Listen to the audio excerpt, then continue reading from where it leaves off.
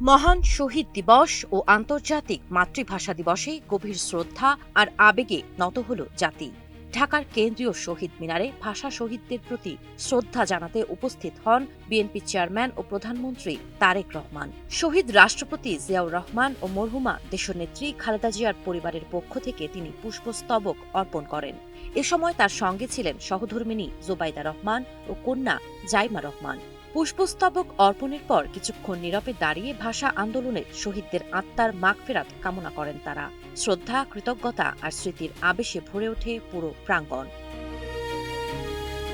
২১-এর প্রথম প্রহরে প্রধানমন্ত্রী হিসেবে মন্ত্রিপরিষদের সদস্যদের সঙ্গে শহীদদের প্রতি শ্রদ্ধা জানান তারেক রহমান। এরপর পর্যায়ক্রমে শ্রদ্ধা নিবেদন করেন বিএনপির নেতৃবৃন্দ। শ্রদ্ধা জানান সেনাবাহিনী প্রধান জেনারেল ওয়াকারুজ্জামান, নৌবাহিনী প্রধান মোহাম্মদ নাজমুল হাসান এবং বিমান বাহিনী প্রধান হাসান মাহমুদ খান।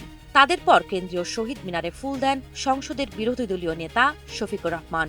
তার সঙ্গে ছিলেন বিরোধী দলীয় চিফ হুইপ নাহিদ ইসলাম ও জামায়াত জোটের বিজয়ী সংসদ সদস্যরা। পরে বাংলাদেশে নিযুক্ত বিভিন্ন দেশের রাষ্ট্রদূত ও কূটনীতিকরা শ্রদ্ধা জানান। প্রধান নির্বাচন কমিশনার এম নাসির উদ্দিন সহ অন্যান্য কমিশনাররাও ভাষা শহীদদের স্মৃতির প্রতি সম্মান জানান। নিরাপত্তার চাদরে মোড়ানো ছিল পুরো শহীদ মিনার এলাকা। আর সেই নিরাপত্তা আর আনুষ্ঠানিকতার ভেতরেও স্পষ্ট ছিল একটাই বার্তা: ২১ মানে আত্মত্যাগ, ২১ মানে ভাষার মর্যাদা, ২১ মানে চিরন্তন শ্রদ্ধা। সাবা খান, নাগরিক প্রতিদিন।